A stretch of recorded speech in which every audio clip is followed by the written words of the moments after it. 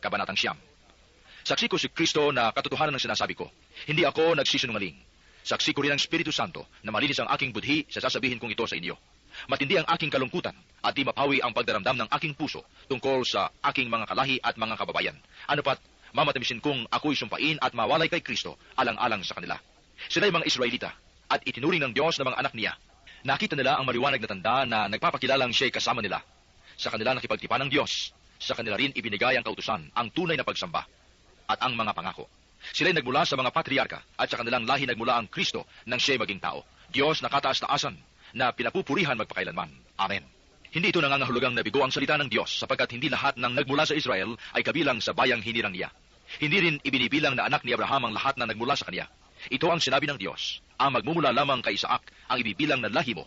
Ito'y nangangahulugang hindi lahat ng anak ni Abraham ay ibibilang na anak ng Diyos, kundi ang mga anak lamang ayon sa pangako ng Diyos ang ibibilang na lahi niya. Sapagkat ganito ang pangako, babalik ako sa 1 taon sa ganito ring panahon at magkakaanak ng isang lalaki si Sarah. Ngunit hindi lamang iyon. Lalo pang naging maliwanag ito sa nangyari sa dalawang anak ni Rebecca at ng ating nunong si Isaac. Ipinakilala ng Diyos na ang pagpili niya ay ayon sa kanyang sariling panukala at hindi batay sa gawa ng tao. Sapagkat bago pa ipinanganak ang mga bata at bago pa makagawa ng mabuti o masama, sinabi na ng Diyos kay Rebecca, maglilingkod ang nakatatanda sa kapatid na nakababata. Ayon sa nasusulat, minahal ko si Jacob at kinapuotan ko si Esau. Kung gayon, masabi ba nating hindi makatarungan ng Diyos? Hindi. Sapagkat ganito ang sabi niya kay Moises, nahahabag ako sa ibig kong kahabagan at naaawa ako sa ibig kong kaawaan. Kaya't ang pasya ng Diyos ay nasasalig sa kanyang habag at hindi sa kalooban o pagsisikap ng tao.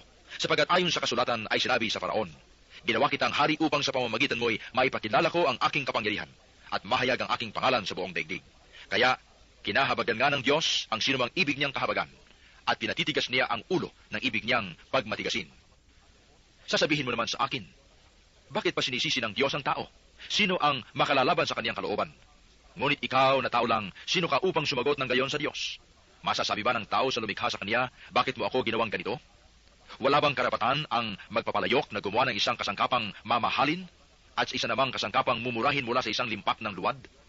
Bagamat ibig ipakita ng Diyos ang kanyang puot at ipakilala ang kanyang kapangyarihan, buong tiyaga pa rin niyang pinagtiisan ang mga taong dapat ng parusahan at lipulin. Ginawa niya ito upang ipakilala ang kanyang walang kapantay na kadakilaan sa mga taong kanyang kinahabagan, na noong una pa'y inihanda na niya para sa kaluwalhatian. Tayo ang tinutukoy na tinawag niya hindi lamang mula sa mga Hudyo, kundi mula rin sa mga Hintil. Ganito ang sinasabi niya sa aklat ni Oseas, yaong dating hindi ko bayan ay tatawagin kong bayan ko, at ang dating hindi ko mahal ay tatawagin kong mahal ko. At ang pinagsabihang kayo'y hindi ko bayan ay tatawagin na buhay. Ito naman ang pinahayag ni Isaias tungkol sa Israel. Kahit na maging kasindami ng buhangin sa dagat ang bilang ng mga anak ni Israel, kaunti lamang sa kanila ang maliligtas, sapagkat mahigpit at mabilis na gaganapin ng Panginoon ang kanyang hatol sa daigdig. Si Isaias din ang nagsabi, kung ang Panginoong makapangyarihan ay hindi nag-iwan ng ilan sa ating lipi, tayo sana'y naging gaya ng Sodoma at naging tulad ng Gomora. Ano ngayon ang masasabi natin? Ang mga hintil na hindi nagsikap na maging kalugod-lugod sa Diyos ay kinalugdan niya, alang bagay pinawalang sala sa pamamagitan ng pananalig sa Kanya. Ngunit ang Israel na nagsikap tumupad ng kautusan upang kalugdan ng Diyos ay hindi nagtagumpay. Bakit? Sapagkat sinikap nilang sila'y kalugdan ng Diyos sa pamamagitan ng sariling gawa at hindi sa pamamagitan ng pananalig sa Kanya. Natisod sila sa batong katitisuran. Ayon sa nasusulat, naglagay ako sa Siyon ng isang batong katitisuran, isang malaking batong kanilang kararapaan, ngunit hindi mabibigo ang sa Kanya'y nananangan.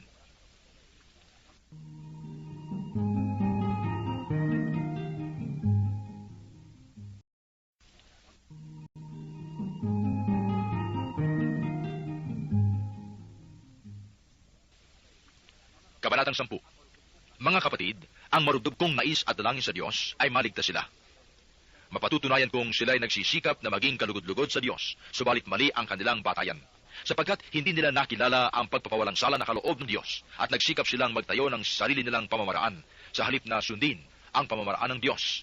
Si Kristo ang hangganan ng kautusan at sa gayon ang sinumang nananalig sa Kanya ay pawawalang sala. Ganito ang sinulat ni Moises tungkol sa pagpapawalang sala ayon sa kautusan. Mabubuhay ang tumutupad sa kautusan. Ngunit ganito naman ang sinasabi tungkol sa pagpapawalang sala dahil sa pananalig. Huwag mong sabihin sa iyong sarili, sino ang aakyat sa langit? Alang bagay upang ibaba si Kristo. Huwag mo ring sabihin, sino ang mananaog sa kalaliman? Alang bagay upang kunin si Kristo mula sa mga patay. Ngunit ito ang sinasabi niya, malapit sa iyo ang salita, nasa iyong mga labi at nasa iyong puso. Ibig sabihin, ang salitang ipinangangaral namin tungkol sa pananampalataya. Kung ipahayag ng iyong mga labi na si Jesus ay Panginoon ay mananalig ka ng buong puso na siya'y muling binuhay ng Diyos, maliligtas ka. Sapagkat nananalig ang tao sa pamamagitan ng kanyang puso at sa gayoy napawawalang sala, at nagpapahayag sa pamamagitan ng kanyang labi at sa gayoy naliligtas. Sinasabi ng kasulatan, hindi mabibigo ang sinumang nananalig sa kanya. Walang pagkakaiba ang katayuan ng Hudyo at ng Griego. Iisa ang Panginoon ng lahat at siya ang nagkakaloob ng kanyang kayamanan sa lahat ng tumatawag sa kanya. Sapagkat sinasabi sa kasulatan, maliligtas ang lahat ng tumatawag sa pangalan ng Panginoon. Ngunit paanong tatawagan ng mga tao ang hindi nila sinasampalatayanan? Paano silang mananampalataya kung wala pa silang napapakinggan tungkol sa kanya? Paano naman silang makakapakinig kung walang nangangaral? At paanong makapangangaral ang sinuman kung hindi siya sinusugo? Ayon sa nasusulat, o kay inam na makitang dumarating ang mga nagdadala ng mabuting balita. Ngunit hindi lahat ay naniwala sa mabuting balita. Ganito ang sabi ni Isaias, Panginoon, sino ang naniwala sa sinabi namin? Kaya't ang pananampalataya ay bunga ng pakikinig. At makakapakinig lamang kung may mga ngaral tungkol kay Kristo. Ngunit ang tanong ko'y, hindi ba sila nakapakinig? Nakapakinig nga sila, sapagkat abot sa lahat ng dako ang tinig nila, at ang mga salita nila ay laganap sa sanlibutan. Ito pa ang isa kong tanong. Hindi ba nakaunawa ang bansang Israel? Noon pa'y sinagot na ito ni Moises. Pangingimbuluhan ko kayo sa mga taong di naman isang bansa. Pagagalitin ko kayo laban sa isang bansang hangal. Buong tapang namang sinabi ni Isaias, natagpuan ako ng mga hindi nagsisihanap sa akin. Ako'y napakita sa mga hindi nagtatanong kung nasaan ako. Datapot sinabi niya tungkol sa Israel, sa buong maghapon, ako'y nanawagan sa isang bayang matigas ang ulo at mapaghimagsik.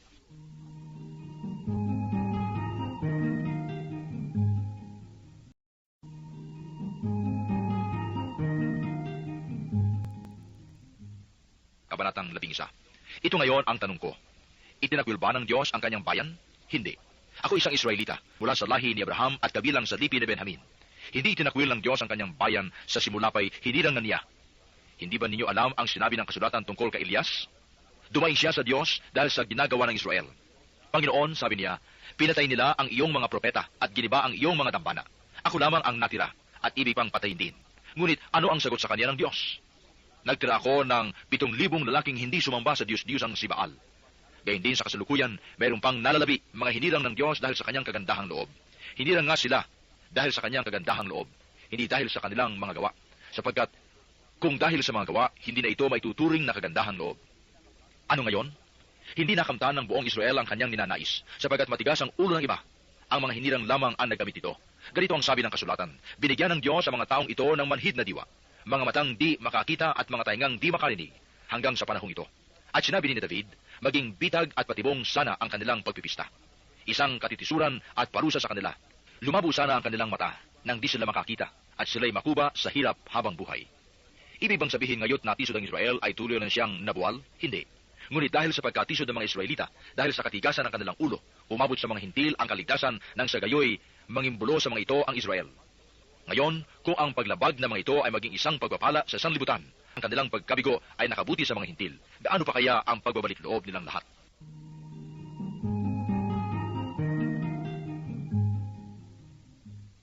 Ito naman ang sasabihin ko sa inyo, mga hintil. Yamang ako'y apostol ninyo, pinangangatawanan ko ang aking ministeryo upang mangimbulo ang mga kababayan ko at sa gayoy maligtas ang ilan sa kanila. Kung naging daan ng pakikipagkasundo ng sanglibutan sa Diyos ang pagkakatakwil sa kanila, ang muling pagtanggap sa kanila'y para na rin pagbibigay buhay sa patay. Kung ang unang tinapay na galing sa minasang harina ay inihandog sa Diyos, nakahandog na rin ang buong masa. At kung nakahandog sa Diyos ang ugat ng isang kahoy, nakahandog na rin ang kanyang mga sanga. Kung pinuto lang ilang sanga ng tunay na olibo, at ikaw na isang sanga ng olibong ligaw, ay iniugpong sa puno upang makabahagi sa dagtang galing sa ugat, hindi ka dapat magmalaki. Alalahanin mong hindi ikaw ang may dala sa ugat, ang ugat ang may dala sa iyo. Sasabihin mo naman, pinutol ang mga sanga upang ako'y maiugpong. Totoo yan. Pinutol sila dahil sa di nila pananalig sa Diyos, ngunit iniugpong ka dahil sa iyong pananalig sa Kanya. Kaya't huwag kang magmataas, sa halip ay matakot ka. Sapagkat kung ang mga katutubong sanga ay hindi pinaghihinayangan ng Diyos, hindi ka rin niya panghihinayangan. Dito'y makita natin ang kabutihan ng Diyos at ang kabagsikan niya. Mabagsik siya sa mga di nananalig sa Kanya, subalit mabuti sa inyo kung mananatili kayo sa Kanyang kabutihan. Kung hindi, ikaw may puputulin. Ang mga Hudyo'y may durugtong uli kung hindi sila magmamatigas sa kanilang di pananalig, sapagkat may kapangyarihan ang Diyos na gawin iyon. Kung ikaw na sanga ng ulibong ligaw ay nayugpong sa tunay na ulibo kahit laban sa likas na paraan, gaano pa kaya ang sanga ng tunay na ulibo na hindi mayugpong sa talagang puno nito? Mga kapatid, may isang hiwaga na ibig kong malaman ninyo para hindi maging mataas ang palagay ninyo sa inyong sarili. Ang pagmamatigas ng bayang Israel ay pansamantala. hindi panghabang panahon. Ito'y tatagal lamang hanggang sa makalapit sa Diyos ang kabuang bilang ng mga hintil. Sa gayon, malilitas ang buong Israel, ayon sa nasusulat. Magbubuhat sa Sion ang tagapagligtas. Papawiin niya ang kasamaan sa lahi ni Jacob. At ito ang magiging tipan ko sa kanila, pag inalis ko na ang kanilang mga kasalanan. Sa ikalalaganap ng mabuting balita, sila'y naging kaaway ng Diyos upang magkaroon kayong mga hintil ng pagkakataon. Ngunit ayon sa paghirang, sila'y mahal pa rin niya, alang-alang sa kanilang mga ninuno. Sapagkat ang Diyos ay hindi nagbabago ng isip tungkol sa kanyang mga kaloob at pagtawag. Dati, masuwayin kayo sa Diyos, ngunit ngayoy kinahabagan sa panahon ng pagsuway ng mga Hudyo. Gayon din naman, sila'y naging masuwayin kayo'y kinahabagan upang sila'y kahabagan din. Sapagkat hinayaan ng Diyos na maalipin ng kanilang kasalanan ng lahat ng tao upang may padama sa kanila ang kanyang habag.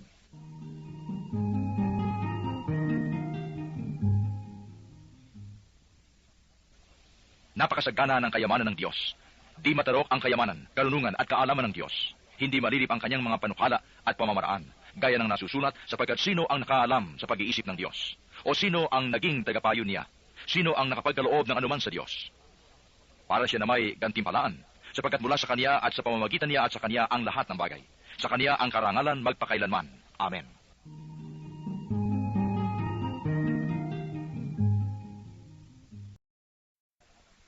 Kabanatang 12.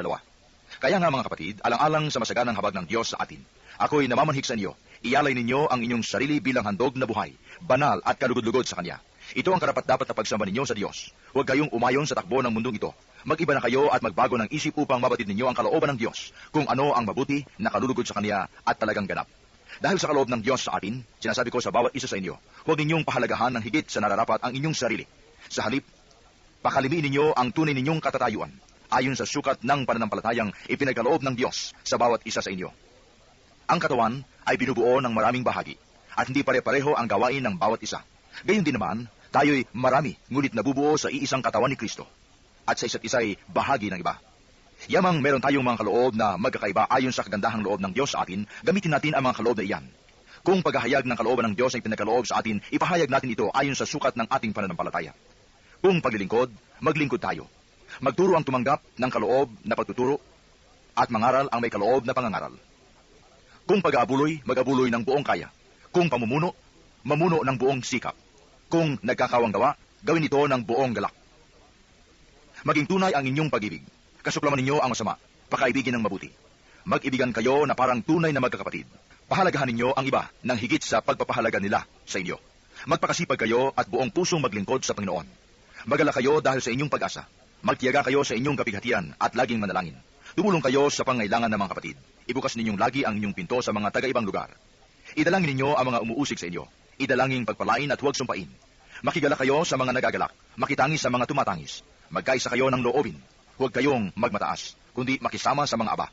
Huwag ninyong ipalagay na kayo'y napakarunong. Huwag ninyong gantihin ng masama ang masama. Sikapin ninyong mamuhay ng marangal sa lahat ng panahon. Hanggat maaari, makisama kayong mabuti sa lahat ng tao. Mga minamahal, huwag kayong maghiganti. Ipaubaya ninyo iyon sa Diyos. Sapagkat nasusulat, akin ang paghihiganti. Ako ang gaganti sa noon. Kaya kung nagugutom ang iyong kaaway, pakanin mo.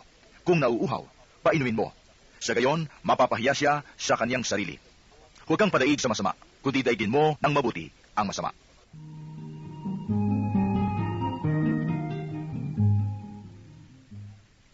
Kabanatang 13. Ang bawat tao ay pasako sa mga pinuno ng pamahalaan, sapagkat walang pamamahalang hindi mula sa Diyos, at ang mga pamahalang umiiral ay itinatag ng Diyos. Kaya nga, ang lumalaban sa pamahalaan ay lumalaban sa mga itinakda ng Diyos, at lalapatan ng parusa ang sinumang lumalaban. Ang mga pinuno ay dapat katakutan ng gumagawa ng masama, ngunit walang dapat ikatakot sa kanila ang gumagawa ng mabuti. Ibig mo bang huwag matakot sa mga namumuno? Gumawa ka ng mabuti, at papupurihan kanila. Sila'y mga lingkod ng Diyos ay kabubuti mo, ngunit matakot ka kung gumagawa ka ng masama sapagkat sila'y talagang may kapangyarihang magparusa. Sila'y mga lingkod ng Diyos at magpaparusa sa mga gumagawa ng masama. Kaya nga, dapat kayong pasakop, hindi lamang upang maiwasan ang puot ng Diyos, kundi dahil sa iyon ang matuwid. Iyan din ang dahilan kung bakit kayo nagbabayad ng buwis. Ang mga pinuno ng pamahalaan ay mga lingkod ng Diyos at sila ang namamahala sa mga bagay na ito. Ibigay ninyo sa bawat isa ang nararapat sa Kanya. Magbayad kayo ng buwis sa kinauukulan. Gumalang sa nararapat igalang at parangalan ang dapat parangalan. Huwag kayong magkaroon ng sagutin kaninuman liban sa saguting tayo'y mag-ibigan, sapagkat ang umiibig sa kapwa ay nakatutupad sa kautusan. Ang mga utos, gaya ng huwag kang mangangalunya, huwag kang papatay, huwag kang magnanakaw, huwag kang mag-iimbot, At ang alinmang utos na tulad ng mga ito ay nabubuo sa ganitong pangungusap. Ibigin mo ang iyong kapwa gaya ng iyong sarili. Ang umiibig ay hindi gumagawa ng masama kaninuman, kaya't ang pag-ibig ang kabuuan ng kautusan. Dapat ninyong gawin ito sapagkat alam ninyong panahon na upang gumising kayo sa pagkakatulog. Ang pagliligtas sa atin ay higit na malapit ngayon kaysa noong kayo'y magsimulang manalig sa Kanya. Namamaalam na ang gabi at malapit ng lumiwanag. Layuan na natin ang lahat ng gawang masama at italaga ang sarili sa paggawa ng mabuti. Mamuhay tayo ng marangal at huwag gugulin ng panahon sa paglalasing at magulong pagsasaya, sa pagpapakasawa sa pitan ng laman at kahalayan, sa alitan at inggitan. Ang Panginoong Hesukristo ang paghariin ninyo sa inyong buhay at huwag paglaanan ang laman upang bigyang kasiyahan ang mga nasa nito.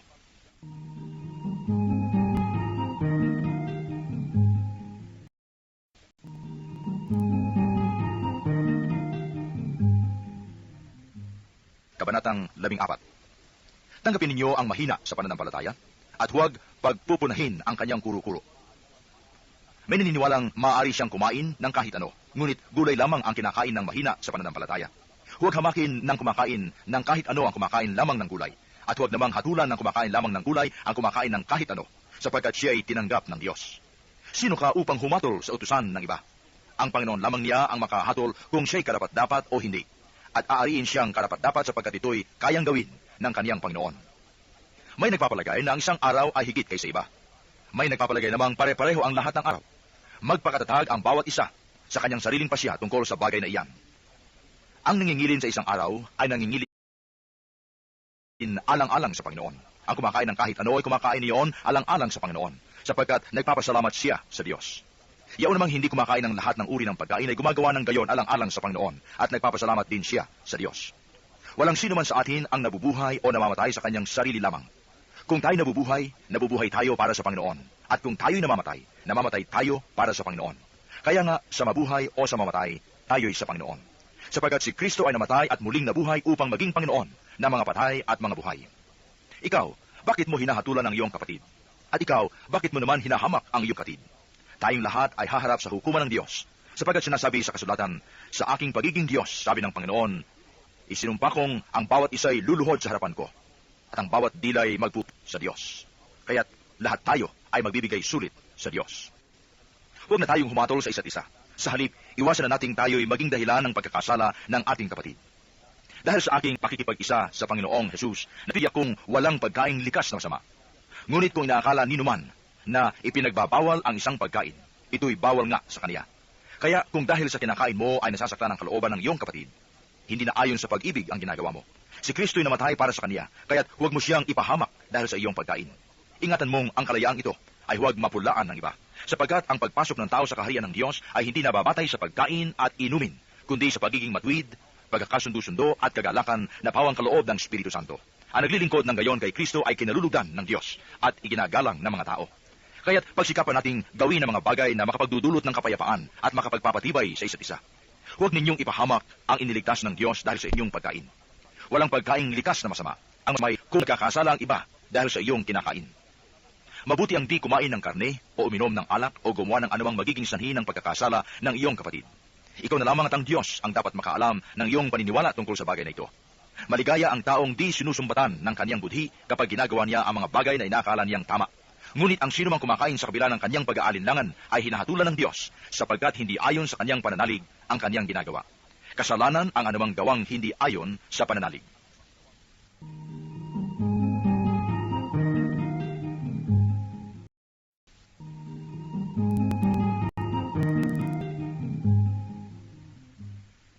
Kabanatang 15. Dapat pagtiisan nating malalakas ang mahihina sa pananampalataya, at huwag ang sariling kasiyahan lamang ang isipin. Bigyan natin ng kasiyahan ang ating kapwa kung ikabubuti niya upang lumakas ang kanyang pananampalataya. Si Kristo man ay hindi naghangad ng sariling kasiyahan, kundi ayon sa nasusulat, sa pag-alipusta nila sa iyo, ako ang inalipusta.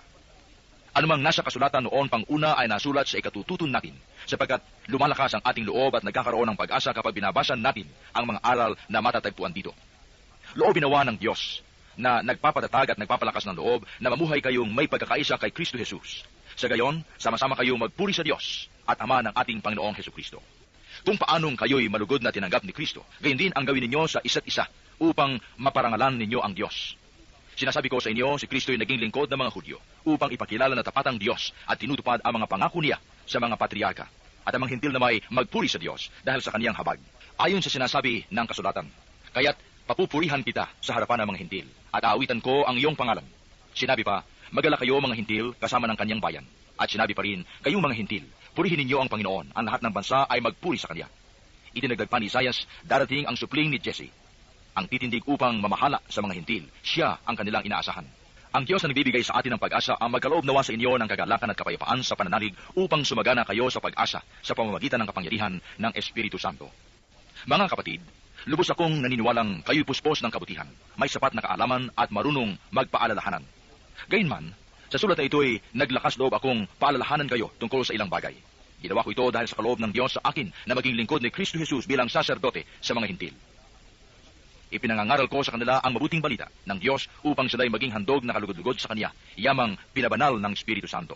Kaya't bilang lingkod ni Kristo Jesus, may katwiran akong ipagmapuri ang aking nagawa para sa Diyos, sapagkat ang pinanganghasan ko lamang banggitin ay ang ginawa ni Kristo upang maakit ang mga hintil sa pamamagitan ng aking mga salita at gawa, sa tulong ng mga tanda at kababalaghan, at sa kapangyarihan ng Espiritu Santo. Kaya sa lahat ng lupain mula sa Jerusalem hanggang sa Ilirico, ay ipinangaral ko ang mabuting balita tungkol kay Kristo. Ang hangad ko'y ipangaral ito sa mga dakong hindi pa kilala si Kristo, upang hindi ako mangaral sa napangaralan na ng iba. Ganito ang sinasabi ng kasulatan. Makakikilala ang hindi pa nakababalita tungkol sa Kanya. Makauunawa ang hindi pa nakaririnig tungkol sa Kanya.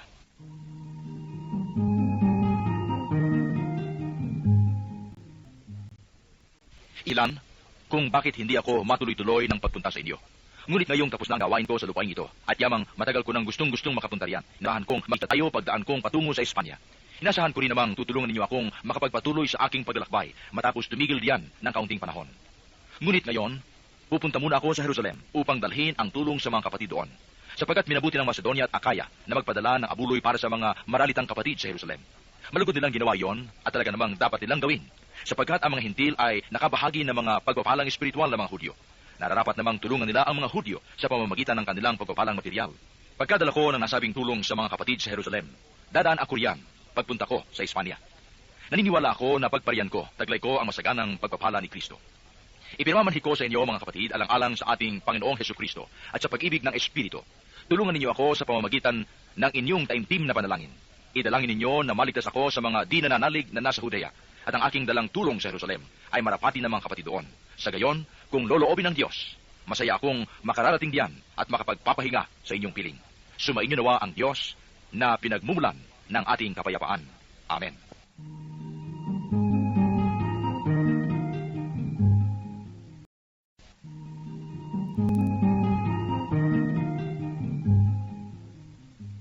Paratang 16.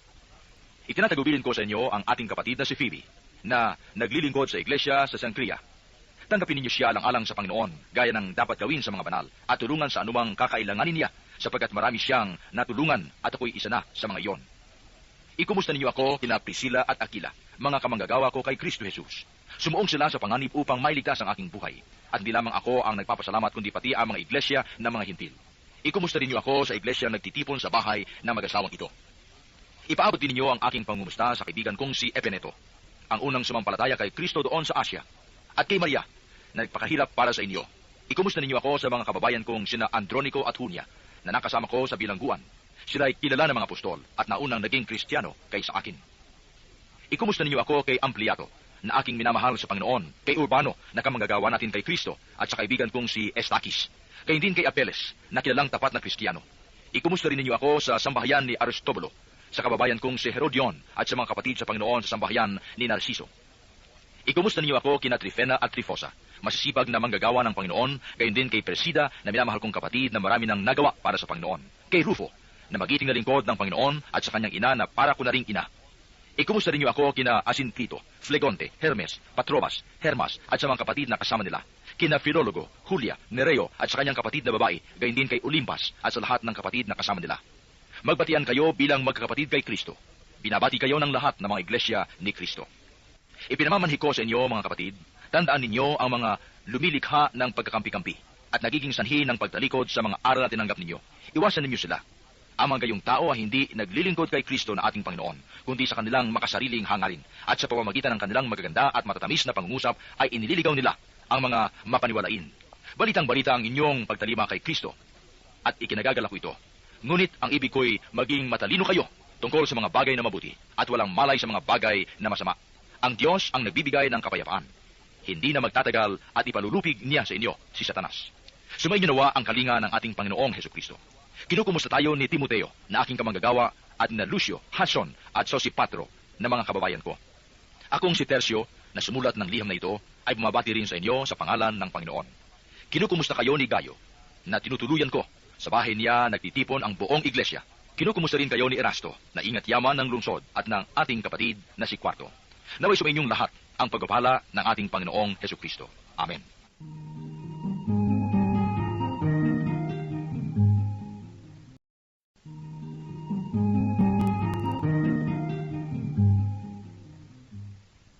Purihin ang Diyos na makapagpapatibay sa inyo sa pamamagitan ng mabuting balita tungkol kay Hesukristo na ipinangangaral ko sa inyo.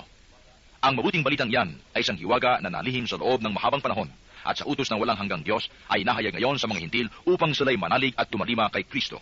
Ang lahat ng iyan ay ayon sa mga sulat ng mga propeta. Sa iisang Diyos, ang marunong sa lahat, sa Kanya iukol ang papuri magpakailanman sa pamamagitan ni Hesukristo. Amen.